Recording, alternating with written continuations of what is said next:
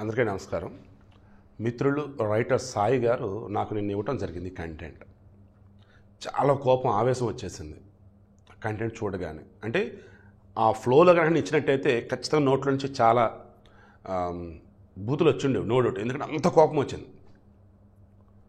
అసలు మనుషుల, రాక్షసుల, పిశాచుల, ఇప్పటికే హిందువుల్లో ఉన్నటువంటి కొంతమంది వేరే మతాలకు మారుతూ ఉంటే ఉన్నటువంటి వారికి మన హిందూ ధర్మం గొప్పతనం చెప్పి హిందూ మతస్థులుగానే ఉంచాలని చెప్పేసి చెప్తుంటే కొంతమంది ముండా కొడుకులు, లేఖిగాళ్ళు, నీచులు చందాలంటూ ఇంటికి వెళ్ళి డిమాండ్ చేసి అది ఇవ్వకపోతే వారిని నానా రకాలుగా మాట్లాడుతూ వాళ్ళ పరువు తీసే విధంగా చుట్టుపక్కల ప్రచారం చేస్తూ చివరికి వాళ్ళతో మాట్లాడితే కుల బహిష్కరణ అంటూ అన్నారు అంటే చొప్పిచ్చి కొట్టాలా, తాట తీయాలా, మీరే చెప్పండి. ఇట్లాంటి చేసేవాళ్ళు. ఇప్పుడు రైళ్లల్లో, బస్ స్టాండుల్లో, రోడ్ల మీద బిచ్చగాళ్ళు ఉంటారు. ఇంకొంతమంది చేయి జాచి అడిగేటువంటి కొంత వేరే రకాల బ్యాచ్ కూడా ఉంటారు. ఆడ, మగ, పిల్ల, పెద్ద, హిజ్రాలు, ఇంక ఎవరైనా కానివ్వండి, ఇన్క్లూడింగ్ లంచం తీసుకునే యదవ ఉద్యోగులతో సహా నేను మాట్లాడుతున్నా. ఒరే, నువ్వు చేయి చాచి అడుగుతున్నావంటే ఇచ్చేవాడి ఇష్టం, ఎంత ఇవ్వాలి ఏంటని. వాళ్ళు ఇస్తారు. ఓ వీళ్ళు అడుగుతున్నారా, పాప వీళ్ళేం చేసుకోలేరు కదా, ఇప్పుడు మనం ఇద్దాంలే డబ్బులతో. అరే వీరు మంచి పని చేస్తున్నారా, పర్లా మన దగ్గర కొంత ఉంది కదా ఇద్దాంలే. అరే వినాయకుడు విగ్రహం పెడుతున్నారా, సరే మన దగ్గర ఉందా, మన దగ్గర అంత డబ్బు లేదు కదా, మనం హిందువులే కదా, ఇంట్లో ఆల్రెడీ మేము పెట్టుకున్నాం కదా, అయ్యా వినాయకుడు బొమ్మ ఇంట్లో పెట్టుకున్నామయ్యా, మేము పూజ చేసుకున్నామయ్యా, మా దగ్గర అంత డబ్బు లేదయ్యా, చందా ఇవ్వలేమయ్యా అని అన్నారు. అంత మాత్రాన నువ్వు వారిని తప్పుగా ఎందుకు మాట్లాడతావు? వెనకాల అటాచ్ చేస్తున్నాను కదా, తర్వాత వాయిస్ ఇస్తాను, మీరే వినండి. పాపం వాళ్ళు బాధ కాదు అసలు.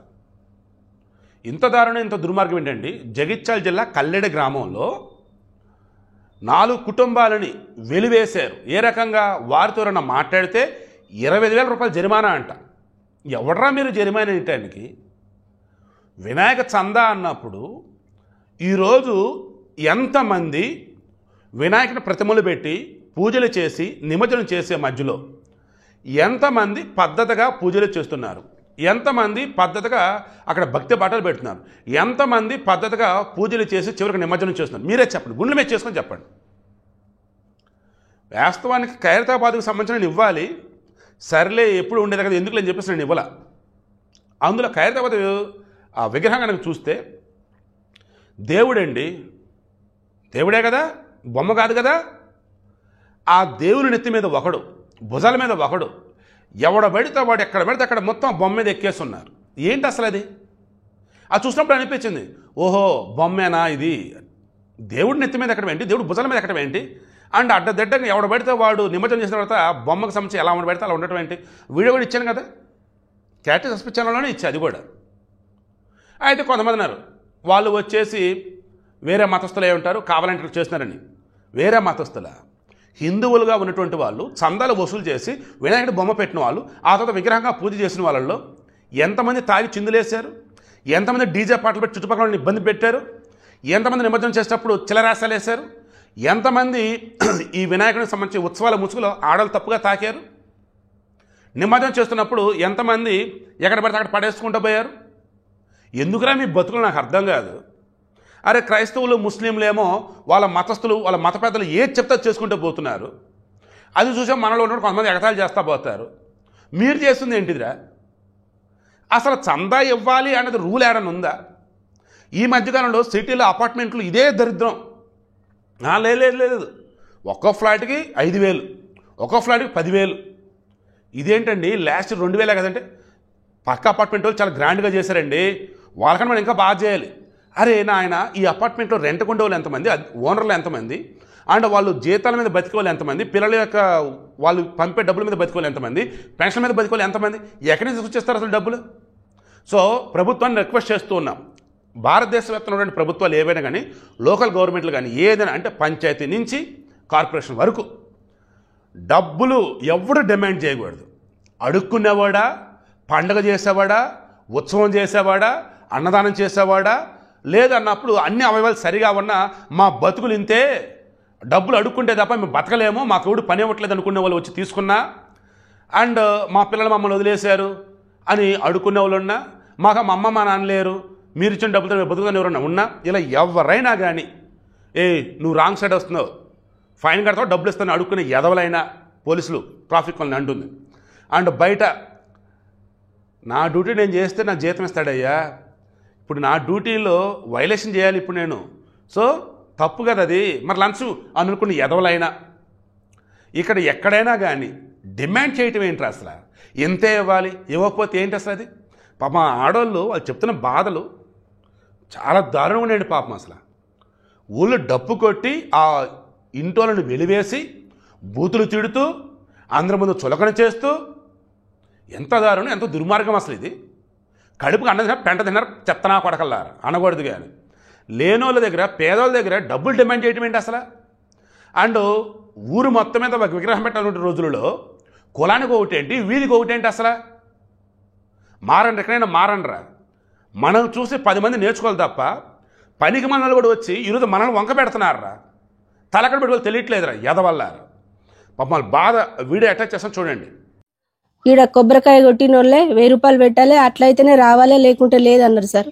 మేము బుద్ధి ఉంటే ఇస్తాం కానీ, లేకుంటే మా దగ్గర ఉంటే ఇస్తాం కానీ, మేము ఎట్లా మాకు 1000 రూపాయలు వెళ్తాయి సార్, మేము కష్టం చేసుకొని బతకటం లేదు సార్ అని మేము సైలెన్స్ ఉంటాం సార్. సైలెన్స్ ఉండి మా ఇంట్లో చిన్న గణపతి పెట్టుకొని మేము చేసుకొని సైలెన్స్ ఉండి మేము పనికి వెళ్ళిపోయినాం సార్. పనికి వెళ్ళిపోతే లంచ కొడుకులకు లేక ఇట్లా వేసిరు అట్లా వేసిరు అని తిట్టిరు సార్. తిట్టినాక మేము ఏమనలేదు, ఏమనక మళ్ళీ వాళ్ళ పంచాయతీ పెట్టి మమ్మల్ని పిలిపించారు సార్. పిలిపిస్తే మేము పోయినాం సార్. పోతే ఏం జరిగింది అని అడిగినాం. అడిగినందుకు ఏం జరిగిందా, ఈడ పైసలు పెట్టి మాట్లాడురు అన్నారు సార్.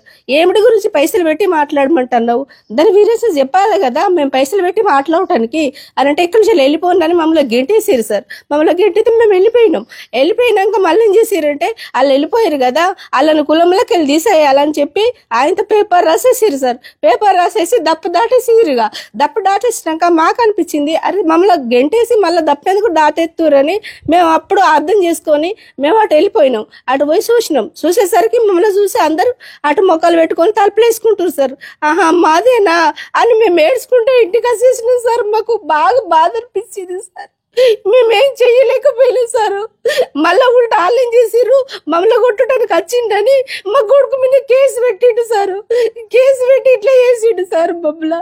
మేమేం చెయ్యలేకపోతున్నాం సార్. మాకు బాగా బాధ అనిపిస్తుంది సార్. మమ్మల్ని తీసేసినాక మేమేం తప్పు చేసినాం సార్, మమ్మల్ని తీసేసిర్రు. మేమేం చేసిన తప్పేంది, మేము ఒక చెంద ఇయ్యనందుకైనా సార్ మమ్మల్ని ఇట్లా తీసేసింది. మాకు బుద్ధి ఉండిద్దాం, మాకు ఇంట్లో ఉండి లేక మేము కష్టం చేసుకొని బతుకుతున్నాం సార్. మేమేం తప్పు చేసినాం సార్. దండుకు మాతో మాట్లాడిన వాళ్ళకి 25,000 దండుగా తప్పు దాటిచ్చిరు సారు. నా పేరు పద్మ సార్. నాకు ఒక కొడుకు, మా భర్త చిన్నప్పుడే చనిపోయింది. నా పిల్లగా కొడుకు 4 సంవత్సరాలు అప్పుడే. నేను కష్టపడి పెంచుకున్నా సార్. ఒక కొడుకు ఒక బిడ్డ నాకు. నా కొడుకు ఇప్పుడు పెద్దగా అయింది సార్. మొన్ననే దుబాయ్ పోయింది. దుబాయ్ పోయినాక ఫోన్లలో గణపతి చందా కోసము ఇక గ్రూపులలో పెట్టుకొని అదొకటి ఇదొకటి రిప్లై ఇస్తే ఆ ఒక్క ముచ్చట పెట్టినందుకు సార్ నా కొడుకును ఈ గణపతి ఇల్లు పెట్టుకొని ఆ సూర్యగాడు ఏ బట్టే గణపతి పెట్టినాం, ఆడు ఏ బట్టే ఇట్లా ఇందుకు కుల మొవ్వలు అత్తలేరు గణపతి కాడికి అని ఆయన మీద క్రియేట్ చేసారు సార్. చేసిరు మొత్తం. మళ్ళీ ఏం చేసారు, గణపతి కాడికి మేము ఫోన్లలో పెడితే గ్రూప్లో పెడితే వాళ్ళు అత్తలేరు కదా, 1000 ఇత్తన కొబ్బరికాయ తేవాలంటే 1000 మనకు లేవు, నేను కొట్టా అని నాకు దిక్కులేదు సార్. నేను రాలేను, కొట్టలేను. కొట్టకపోతే ఓళ్ళో ఇచ్చిన వాళ్ళకు పులిహోర పొట్లాలు ఇచ్చారు సార్. ఇచ్చినా కానీ మేము సపరేకున్నాం. ఇదంతా ఆడు ఏ బట్టే సూరిగాడు ఏ బట్టే ఆడ అక్కడి నుంచి ఫోన్లలోకి వెళ్ళి ఎత్తుండని నా కొడుకును సార్. నా కొడుకును ముందటేసి నా కొడుకును కూడా వెలివేసి ఇప్పుడు నేను ఒక్కదాన్నే ఉన్నా సార్. ఇంట్లో నా బిడ్డ లేదు, నా కొడుకు లేడు. నా భర్త అనిపోతే నేను జాదుకున్నా నా కొడుకుని చిన్నప్పటి నుంచి. ఆడు అంబేద్కర్ గ్రూపులు అన్నిట్లలో ఉండే సార్. ఇప్పుడు అన్నిట్లకి వెళ్ళి కూడా గ్రూపులకి వెలివేసిరు సార్. ఇప్పుడు నా బిడ్డ కోళ్ళు వస్తారు, నా కొడుకు కోళ్ళు వస్తారు, పిల్లని వాళ్ళు ఇస్తారు, నా బిడ్డను వాళ్ళు చేసుకుపోతారు. వాళ్ళన్న రూపాయి ఇస్తారు నాకు. 4 ఇండ్లకు వాళ్ళన్న పోతే 20,000 జవానాతో వాళ్ళన్న చూసి చెప్పిన వాళ్ళకు బహుమానం 5,000 అని చెప్పారు సార్. చెప్పి దప్పు దాటిచ్చినాక మేము కాముగా ఉన్నాం సార్. సప్పుడేకున్నాక మళ్ళా సాయంత్రం ఒక పిల్లగాని మీద కేసు పెట్టారు సార్. ఇలా కొడుకు మీద అంజీ అనే పిల్లగాని మీద కేసు పెట్టారు.